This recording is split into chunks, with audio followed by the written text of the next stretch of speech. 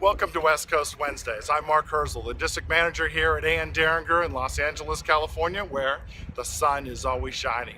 Today we're going to give you a quick rundown on the ILWU-PMA contract. Now, the International Longshore and Warehouse Union, more commonly known as the ILWU, is the labor side of the contract negotiations.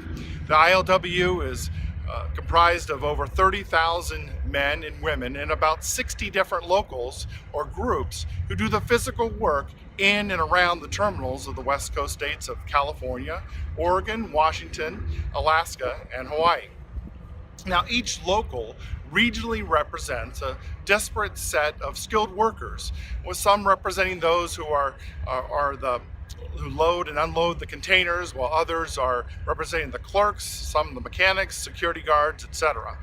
Now, the Pacific Maritime Association is the management side. It's a group of about 75 companies made up of ocean carriers and terminal operators in these same western states. Now, in addition to negotiating the contracts, the PMA also administers the benefits and the payrolls to the ILWU workers. For decades now, the contracts have been 3 years in length, but in 2002, when the talks took a crippling 10-day lockout of the ILWU, when they finally got back to the table, both sides agreed to a 6-year contract to give the shippers a longer window of throughput predictability. When the contract came up for renewal in 2008, the wounds from 2002 were still fresh in everyone's mind, and another 6-year contract was quickly and easily inked. That brought us to June 30th, 2014. Because few had predicted any surprise issues and both felt that any real negotiations wouldn't start until just before the contract was about to expire, they didn't start talking until May 12th, 2014. Now, most, including myself, thought that there would be some slight disruption, but no one predicted that the meltdown that followed and prevented a contract agreement from being ratified until May of 2015.